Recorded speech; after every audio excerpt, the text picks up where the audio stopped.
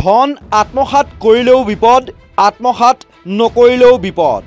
দুই নাও দুই ভৰি হৈছে এখন বিদ্যালয় পৰিচালনা কমিটিৰ সভাপতিৰ। অৰাজকতাৰ প্ৰতিবাদ কৰিবলৈ গৈ প্ৰহাৰৰ সন্মুখীন সভাপতিগৰাকী। এনেকুৱা দুৰ্নীতি পৰায়ণ প্ৰধান শিক্ষকগৰাকী মই ইমান প্ৰতিবাদ কৰিলোঁ, যাৰ কাৰণে মোক সিহঁতে শাৰীৰিকভাৱে প্ৰহাৰ কৰে স্কুলৰ বাউণ্ডাৰীৰ ভিতৰত। প্ৰধান শিক্ষক ৰছিদ আলীৰ বিৰুদ্ধে ধন আত্মসাতৰ অভিযোগ। গৃহ নিৰ্মাণ, ছাত্ৰ ছাত্ৰীৰ ইউনিফৰ্মৰ নামত অহা ধন চাহিনী কটাৰ অভিযোগ প্ৰধান শিক্ষক আৰু কমিটিৰ একাংশ সদস্যৰ বিৰুদ্ধে। সভাপতিয়ে অতিষ্ঠ হৈ ভাইৰেল কৰিলে টেলিফোনিক বাৰ্তালাপ।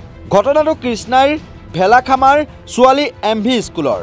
সামাজিক মাধ্যমত ভাইৰেল প্ৰধান শিক্ষক ৰছিদ আলী আৰু পৰিচালনা সমিতিৰ সভাপতি প্ৰাণকৃষ্ণ নাথৰ মাজত ধনৰ চাহিনী কটাৰ টেলিফোনিক বাৰ্তালাপ, য'ত প্ৰধান শিক্ষকগৰাকীয়ে ধন ভাগ বতৰা কৰা বা চান কাঢ়ি খোৱাৰ কথা স্পষ্ট হৈ পৰিছে।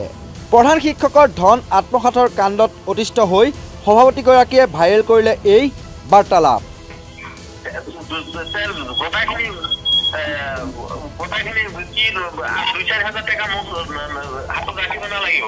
লাগে কিন্তু 1 লাখে পার হনে স্যার। কিয় 1 লাখ পার হওয়া নাই? 1 লাখ পার হয়ে গেছে। 65,000 মান হয়। আপনি হিসাব তো দিব শুনবো।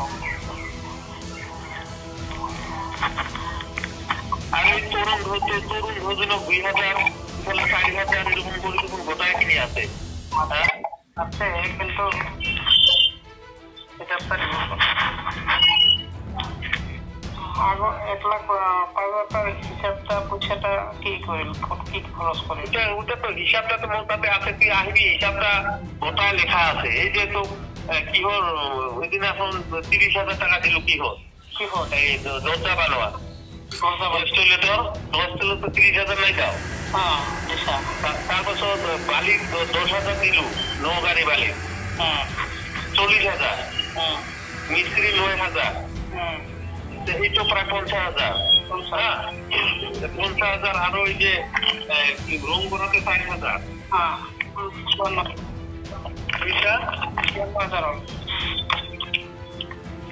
হ্যালো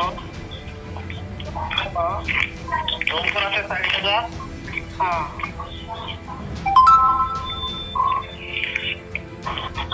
54,000 আরো এতে সব লেখা আছে। এই যে কি হচ্ছে 3,300 টাকা বালি লইছিল যে অরুণ বাবু 3 গাড়ি বালি 1,100 টাকা 3,300 এনেকে বটা কিনে লেখা আছে। তারপর কি হচ্ছিল রেড জাম মিস্ত্রি যে বালি 2 গাড়ি বস টয়লেটের কারণে তাতে 2 গাড়ি বালি দাম তাতে আছে। আচ্ছা তারপর এই যে কি হোক গন্ডগোল লাগিল আমরা 1200 টাকা দেওয়া হচ্ছে। এগুলো সব হিসাব আছে তো। টিভিটা দুইজনে বুদ্ধি করে লোয়া লাগবে, কি রকমে লোয়া যায়। এটা তো কি হতো হ্যাঁ কমিটি কইলে না কইলে কিবা হয়।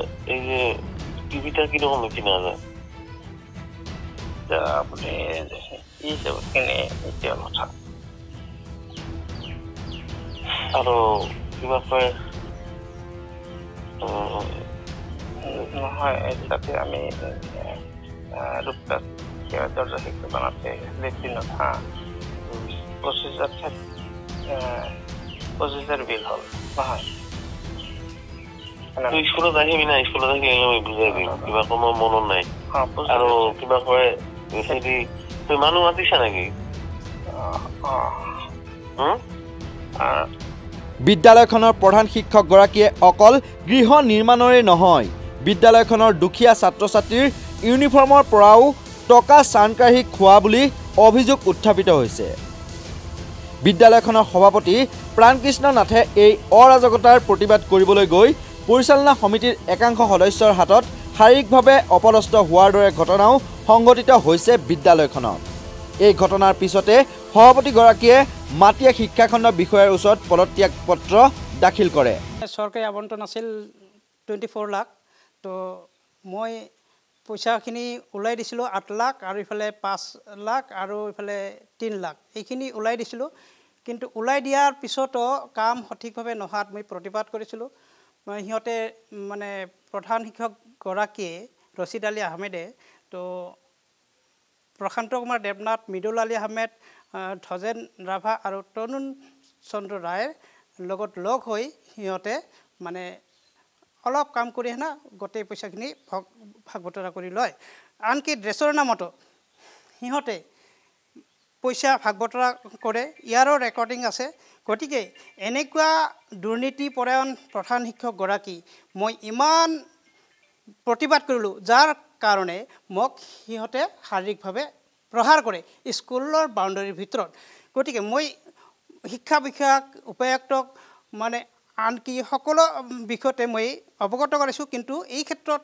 পদক্ষেপ নল'ল কিয় ইয়াত কি অন্যায় চলে এই অসমখনত এই অন্যায় চলে উপায়ুক্তগৰাকী ইমান এটা পদবী লৈ চকীত বহি থাকিলে হ'ব নেকি শিক্ষা বিষয়া এগৰাকী চকীত বহি থাকিলে হ'ব নেকি ইয়াৰ আইনী ব্যৱস্থা কিয় নলয় নিশ্চয় সিহঁতে প্ৰধান শিক্ষকৰ ৰক্ষণাবেক্ষণ দি আছে নিশ্চয় উপদেশন কিবা পাইছে সেইকাৰণে মই ভাবিছোঁ অসমত এনেকুৱা হ'লে শিশুৰ জীৱনবিলাক কেনেকুৱা হ'ব এনে চুৰ ডাকাইত মাৰপিট কৰাৰ শিক্ষা ব্যৱস্থাহে প্ৰধান শিক্ষকগৰাকীয়ে আমাৰ ভেলাখামাৰ গাৰ্লছ এম ভি স্কুলত ল'ৰা ছোৱালীৰ মাজত বিতৰণ কৰি আছে শাৰীৰিকভাৱে প্ৰহাৰ কৰাৰ পিছত মই পদত্যাগ কৰিলোঁ কিন্তু সভাপতিয়ে পদত্যাগ কৰাৰ পাছতো কমিটিখন ভংগ কৰি নতুনকৈ গঠন নকৰাকৈ আগৰ কমিটিৰ একাংশ সদস্যৰে পৰিচালনা কমিটিখন নিজৰ খেয়ালখুচিত চলাই নিয়াৰ অভিযোগ প্ৰধান শিক্ষকৰ বিৰুদ্ধে সম্প্ৰতি বিদ্যালয়খনত চলি থকা অৰাজকতা আৰু প্ৰধান শিক্ষকৰ ধন আত্মসাতৰ বিষয়ৰ সন্দৰ্ভত ভেলাখামাৰ গাঁৱৰ ৰাইজে চলিত বৰ্ষৰ 7 এপ্ৰিলত অনুষ্ঠিত হোৱা সাধাৰণ সভাৰ প্ৰস্তাৱ মৰ্মে 8 এপ্ৰিলত বিদ্যালয়খনৰ প্ৰধান শিক্ষকগৰাকীৰ বিৰুদ্ধে উত্থাপিত অভিযোগৰ তদন্ত কৰি উপযুক্ত শাস্তিৰ দাবীত মাটিয়া শিক্ষাখণ্ডৰ শিক্ষা বিষয়া জিলা শিক্ষা বিষয়াৰ লগতে জিলা আয়ুক্তক একোখনকৈ আবেদন দাখিল কৰিছিল কিন্তু পৰিতাপৰ বিষয়টো হ'ল যে আবেদন দাখিল কৰাৰ এটা মাহ উকলি যোৱাৰ পিছতো আজিলৈকে প্ৰধান শিক্ষকগৰাকীৰ বিৰুদ্ধে কোনো ব্যৱস্থা গ্ৰহণ কৰা নহ'ল জিলা মানে শিক্ষা বিষয়াক জনাৰ পিছত তেখেতে সেই কথাখিনি আমাৰ ৰাইজকো জনাৰ পিছত ৰাইজে ইয়াৰ জেনেৰেল মিটিং মাতিব দিল জেনেৰেল মিটিঙত তেওঁলোকক মাতা হ'ল তেওঁলোকে নহাৰ ভিতৰত ৰাইজে এটা সিদ্ধান্ত ল'ল যে ইয়াতে অন্তত মানে এই কথাখিনিক লৈ আমি আইনী ব্যৱস্থা এটা কৰিব লাগে কিন্তু তাৰপিছতো দেখা গ'ল যে হেডমাষ্টাৰজনে মানে আমাৰ যিজন মানে পৰিচালনা সমিতিৰ সভাপতি তেখেতক কোনো ধৰণৰ গুৰুত্ব নিদি আগৰ দৰে তেখেতে দুৰ্নীতি কৰিব আৰম্ভ কৰিলে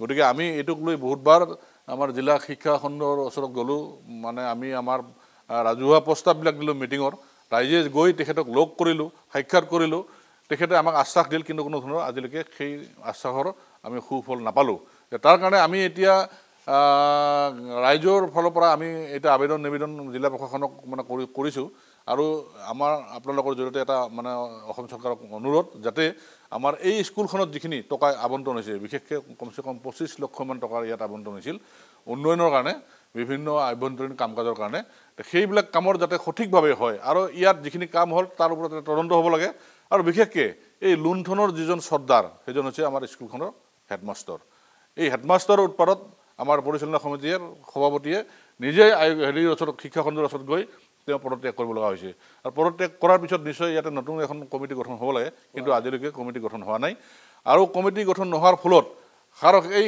মানে সদস্যকেইজনক লৈ স্কুলত অকল নিৰ্মাণ কামে নহয় এই যে কোন ল'ৰা ছোৱালীৰ কাৰণে অসম চৰকাৰৰ ফালৰ পৰা শিক্ষা বিভাগৰ ফালৰ পৰা যিটো মানে খাদ্যৰ এটা মানে দিয়াৰ ব্যৱস্থা কৰিছে ইউনিফৰ্মৰ ব্যৱস্থা কৰিছে তাতো লুণ্ঠন ইউনিফৰ্মৰ নামত যিখিনি টকা আহে সামান্য টকাটো মানে হেডমাষ্টাৰে মানে এইটো মানে লোভ মানে সামৰিব নোৱাৰিলে আমি সেইবিলাক যিমান তথ্য আছে আমাৰ সামাজিক মাধ্যমত ভাইৰেল হোৱা মানে যিখিনি অডিঅ' আছিল সেইখিনিও আমি শিক্ষা বিষয়াজনক দিছোঁ তাৰ উপৰিও আমি ৰাইজে ইয়াতে যিহেতু সদায় দেখি থাকোঁ কাম কাজখিনি সেইখিনিও কথা তেখেতক অৱগত কৰাইছিলোঁ কিন্তু কোনো ধৰণৰ আমাক আশ্বাস দিছিল যে হ'ব ইয়াৰ কোনো ব্যৱস্থা ল'ম কিন্তু আজিলৈকে ব্যৱস্থা নহ'ল নিৰ্মাণ কাৰ্য চলি আছে নিৰ্মাণ কাৰ্যৰ নামত ইয়াত ভেকভাওনা চলি আছে ইয়াত খালি পইচা লুণ্ঠন হৈ আছে খালি নিৰ্মাণ কাৰ্যই নহয় ইয়াত যি মানে আমাৰ মানে ড্ৰেছৰ কাৰণে যি পইচা আহিছিল তাতো কমিশ্যন খাই নানানটা মানে তাত ভিডিঅ' ৰেকৰ্ডিং আছে ৰাইজৰ হাতত মানে আমাৰ আব্দুল ৰচিদ মহাশয় প্ৰধান শিক্ষক তেখেতে খালি দুৰ্নীতিত লিপ্ত আছে ইয়াৰ সঠিক এটা অসমৰ মুখ্যমন্ত্ৰীক মই অনুৰোধ জনাইছোঁ ইয়াৰ সঠিক এটা মানে তদন্ত কৰিব লাগে নহ'লে এই শিক্ষা অনুষ্ঠান বিফলে যাব বৰং মাটিয়া শিক্ষাখণ্ডৰ বিতৰ্কিত বিষয়া মতিউৰ ৰহমানে প্ৰধান শিক্ষকগৰাকীৰ বিৰুদ্ধে শাস্তিমূলক ব্যৱস্থা গ্ৰহণ কৰাটো দূৰৰে কথা এতিয়া প্ৰধান শিক্ষকগৰাকীক ৰক্ষণাবেক্ষণ দিয়াত উঠি পৰি লাগিছে বুলিও বিস্ফোৰক অভিযোগ উত্থাপিত হৈছে